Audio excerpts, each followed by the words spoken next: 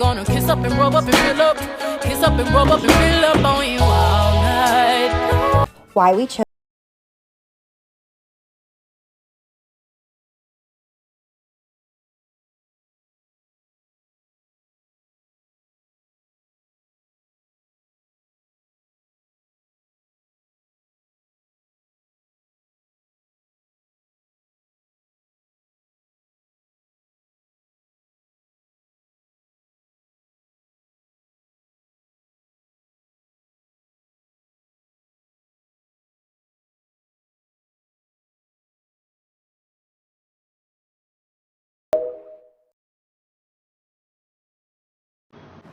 My husband and I moved to Panama almost 4 months ago.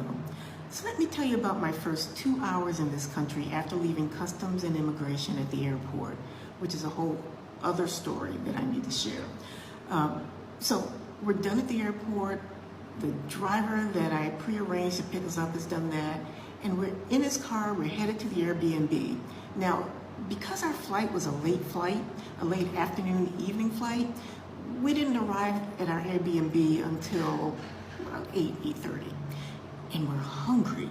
And so we decided to go across the street because we had seen a place there, and the name of the place is B-Dub. Now, B-Dub, literally, we find out, is the Panamanian equivalent of Buffalo Wild Wings. When we get there, they tell us a whole bunch of Spanish, but I heard the word cerrado, which I know means closed. I'm thinking, dang, we're too late. So I asked in my broken Spanish if there's any other place close by that has food. Hay otro lugar cerca de aquí que tiene comida que no está cerrado. I know that my stuff is grammatically not perfect, but I'm getting my point across. So we go to this little mom and pop place, which they call fondas here. My husband orders a burger. I order a quesadilla because it's late. I don't really want a whole lot. But anyway, I'm sitting there and we're eating and we're talking about our plans for the next day. And all of a sudden I'm like, what was that? I just broke a tooth. So backstory. So a few years ago, I had to have a tooth pulled. Right side molar, not the very last one, but the one in front of it.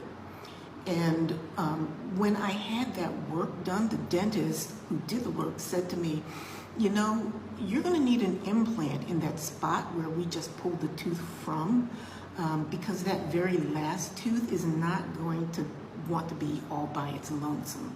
He said, I can do the work for you, but it's gonna be about $15K with insurance. And I'm thinking, yeah, right. That's probably not gonna happen. Besides the fact that I knew we would eventually be moving out of the country, and I figured I could probably get it done for a little bit cheaper someplace else. Now, little did I know that my tooth was also listening in on this conversation, because essentially a few hours after landing here, my tooth probably says to itself, I detect that we're in Panama now.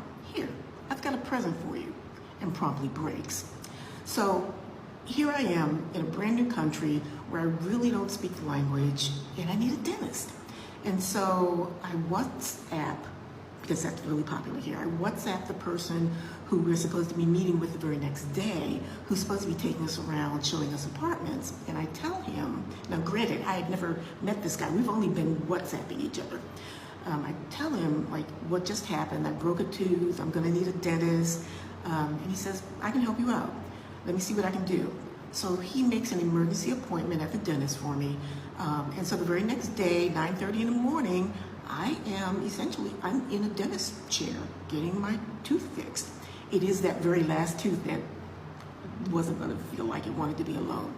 So the dentist finishes the work, and then he says to me, you're going to need an implant because that very last tooth I just worked on, it doesn't like being alone, and you're going to have problems with it until you get an implant. He said, now, I can do the work. It's going to be expensive, but it's going to be about 2.5K. And I'm thinking to myself, bet, I can handle that. So, and the dentist speaks perfect English, which was really nice too. So anyway, after he finishes fixing my tooth, he takes a full set of x-rays because he needs to know what he's working with. And so, you know, one of the things that really surprised me, actually a few things that really surprised me about the whole thing. I was surprised at the speed of the appointment, the speed of the emergency appointment. I was surprised at the cost of the procedure that I had done. And I was surprised at the cost of the future procedure for the implant. So when I walked out of that dentist's office, the work that he did, the emergency work that he did, plus the full x-rays was $180 out of pocket. This is what I spent in a month living and traveling in my Tesla full-time. On groceries, I spent roughly $275, which is my largest expense. Dog food was $60, and my Planet Fitness membership is $25. Charging was about $25, although this expense varies a lot depending on where I am. Activities and fun was about $55 and worth every penny. And of course, rent and accommodation rounds up to $0. My second largest monthly expense is insurance, and I have my phone bill. If you're an American and thinking of moving out of the US, this video is for you. There are so many reasons why I decided to move and why I will never move back. I'm from California and I moved to Dubai in 2021. Reason number one, cost of living in the US is insanely expensive. With inflation, rising house prices, food, gas, it's just going to continue to get worse. Number two, the obvious, gun control in the US is a joke. There are more mass shootings than there are days in this year alone. Number three, safety. As an African American woman, I never felt safe and I was tired of violence towards African Americans and minorities driven by racism. Number three, work-life balance in the US is non-existent. The work culture is so toxic, you're expected to work until you burn out with little to no paid vacation and sometimes multiple jobs to pay the mortgage and to take care of your family. Like and follow for part 2. I live in my 2006 Honda Accord, and this is what it's like to wake up in a 24-hour Planet Fitness parking lot.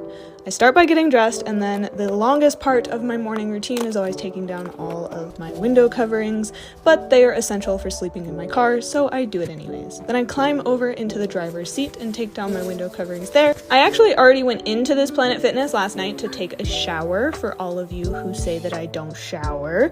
So this morning I can go ahead and leave straight away and drive to Panera Bread. But first, the bathroom. Obviously, I used the restroom and washed my hands. I brushed my teeth in my car. I don't know, like, that's weird to show on camera. I don't know why y'all are asking to see that. Anyways, now it's time to drink my hot bean juice to wake up and get some computer work done. So I use this as an opportunity to charge some of my electronics, and here I'm actually editing a YouTube video, so if you haven't already, be sure to go subscribe over there. There is a huge misconception that you need money in order to leave the United States. Let me be the first to tell you that life is cheaper abroad. I'm currently in a luxury high-rise apartment in the middle of Ecuador for less than $40 a night.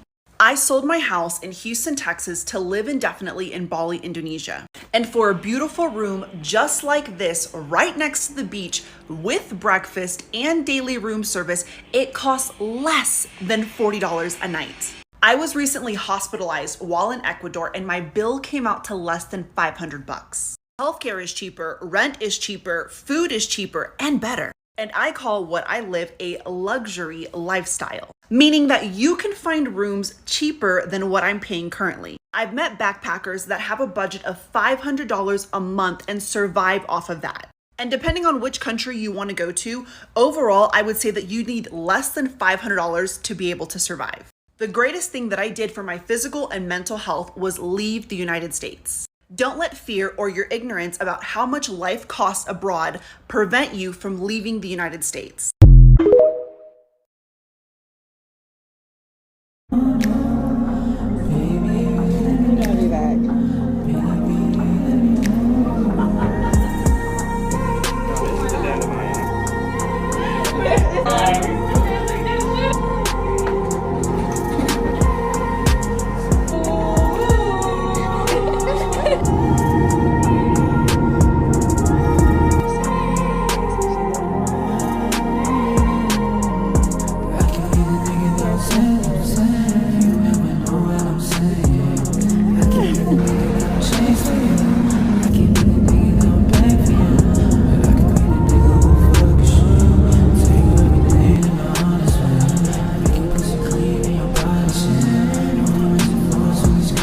Sure. Yeah.